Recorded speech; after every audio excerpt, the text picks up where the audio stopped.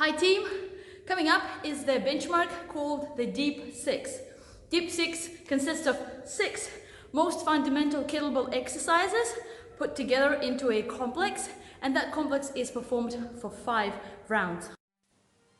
This benchmark consists of 5 swings, 5 snatches, 5 clean and presses, 5 squats, and 1 reverse Turkish get-up.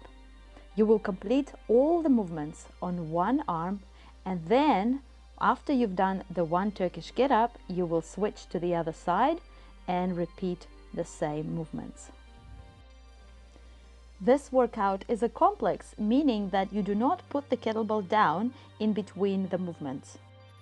The Deep 6 benchmark has an associated workout, and that is where you rest 30 to 60 seconds between sides and 30 to 60 seconds between rounds, gradually decreasing that rest time. So in your training for the Deep 6, first you will decrease rest between sides until you're not resting between sides at all, and then you'll start decreasing rest between rounds. It is most helpful to decrease your rest by 10 to 15 second increments per round. In the Deep 6 benchmark, you try to complete all 5 rounds without putting the kettlebell down. Once you can do that, you progress to a heavier kettlebell or move to a different benchmark. For the duration of this video, I will provide technique tips that will not only help you complete the Deep 6 with the best possible form, but will improve your overall quality of movement.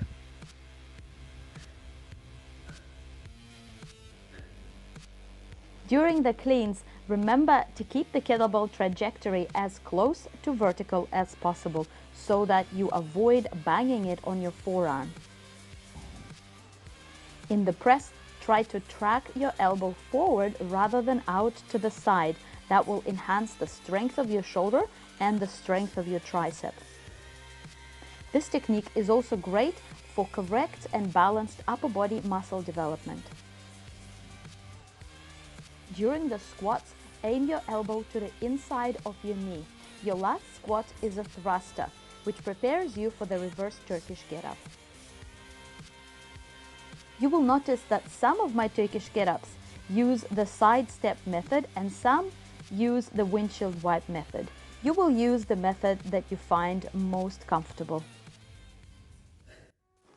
Since I am attempting a benchmark, I am not resting between rounds, so I'm going straight into my round 2. However, if you're doing this workout as a training session, you can rest between rounds and between sides in accordance with where you're at in your training.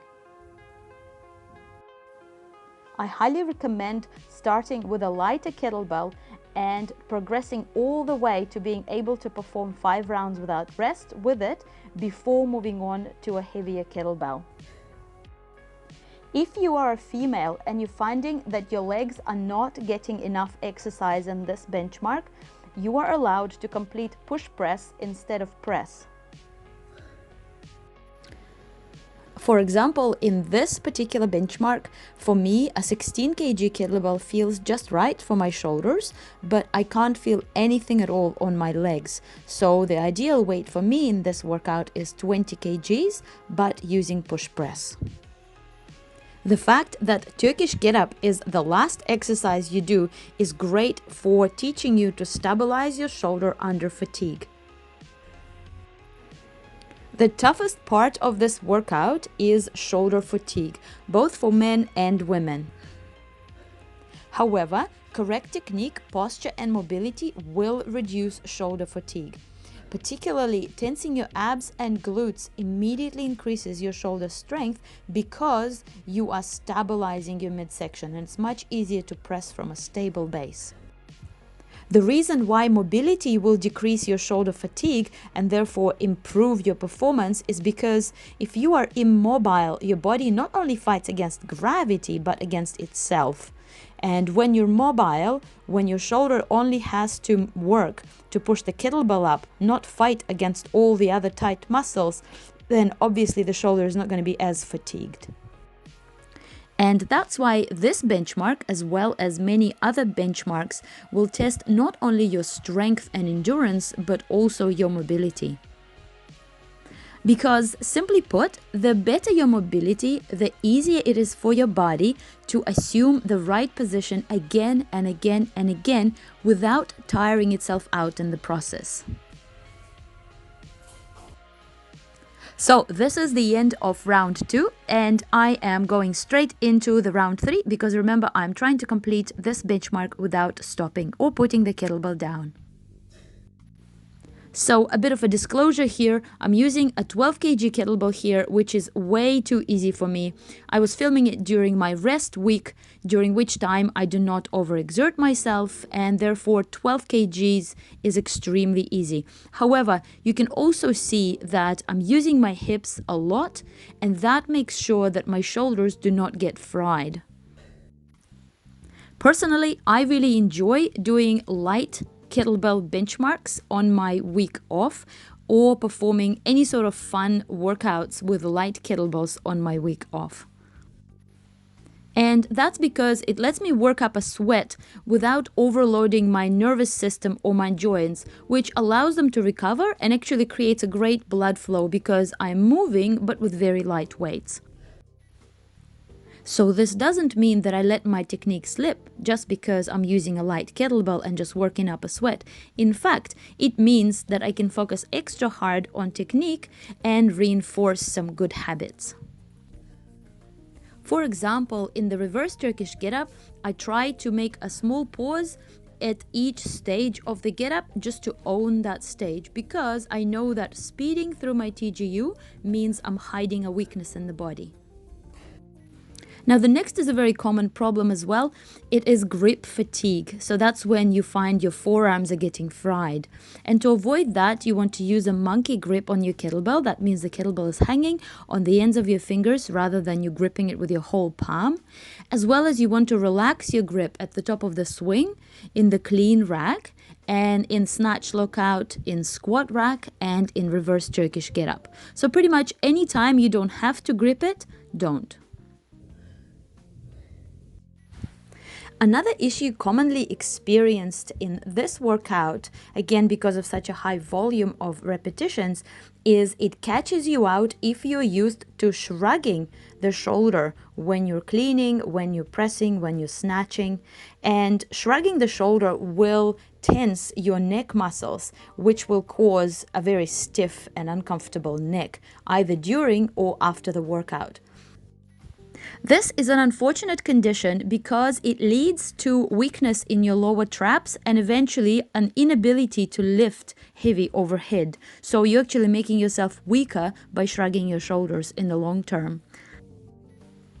To avoid this and to create a good habit, be mindful of your technique, keeping your shoulders back and down as much as possible.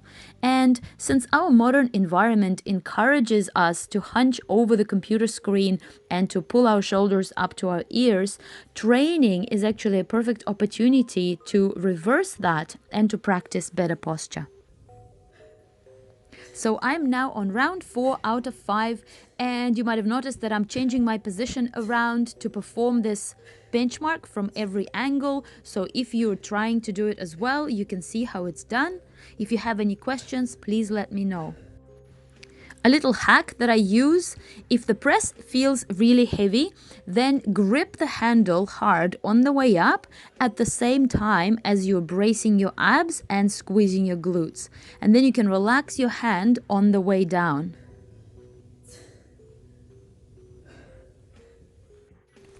If you struggle to squat deep with good form, try elevating your heels on plates or wooden blocks. The most common cause for inability to deep squat is tightness in the calves and immobility in the ankles. So parallel to the elevation of your heels, you want to stretch your calves and mobilize your ankles daily. Also, barefoot training helps strengthen and mobilize ankles as well. So as much as possible, try to train barefoot. A really simple tip in increasing your power and reducing fatigue during kettlebell training is standing as narrow as you can get away with so that your legs are as vertical as possible. The more vertical your legs, the more power you can produce through those legs. So it is a good idea to stand as narrow as you can get away with. And the only time you're going wide is when you're swinging double kettlebells. And even then, you're still trying to stand as narrow as possible to maximize your power.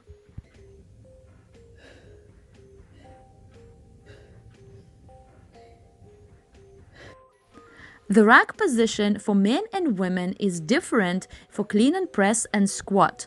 So men will keep the handle close to the center line of their body, and women will keep the handle in line with their bra strap. The reason simply being that women have breasts and we do not want to compress them. In cases where there is not much breast tissue, as in my case, you can bring your hand closer to the center line because it does afford greater stability for the kettlebell. In giveaway sport, long cycle event, kettlebells get racked close to center line by men and women, but there you also round your upper back in the rack, which will prevent somewhat from compressing the breast tissue. So this is round 5, which is the last round in this benchmark. And here's the thing that will make a really big difference in your training.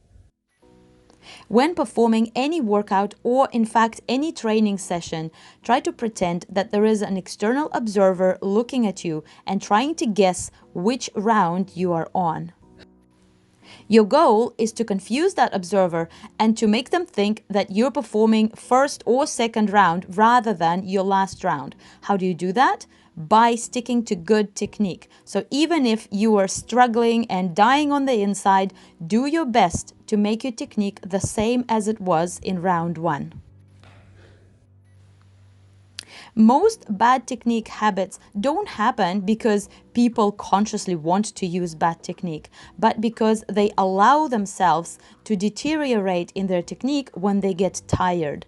Your body doesn't know whether you're doing it because you're tired or because you mean to. So for your body, it's all the same. What ultimately counts is repetitions.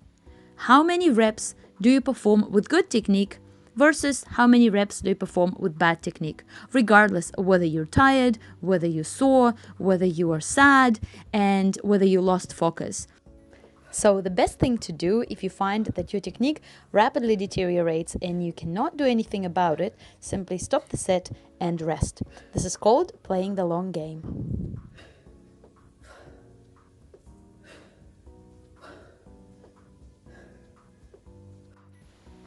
So this is my last set. If you're struggling to do your presses on the last set, so remember to squeeze your butt, brace your abs, and grip the kettlebell handle hard to gain more strength. Remember that you can also perform a push press if you need to.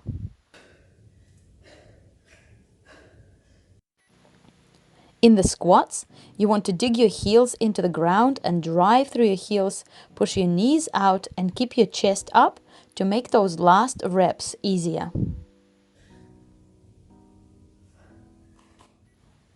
On the Turkish get-ups, pretend that you're being filmed doing this last set and make it look good. The best thing to focus on is keeping the kettlebell arm as straight and vertical as possible.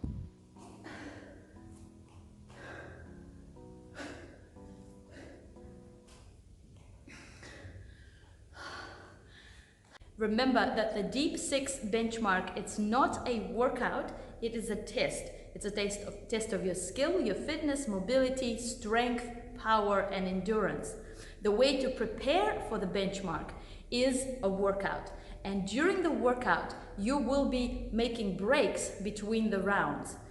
You will be making breaks according to your level, and you will slowly decrease the length of those breaks until you can complete all 5 rounds in one go. Then, once you've done that, you don't stay on the same kettlebell. In fact, you tick it off, and that's when it's time to move on to the next size kettlebell and create those breaks again. That's how you improve. So the deep six benchmark is just the final stage of owning that particular kettlebell size before moving on to the next kettlebell size.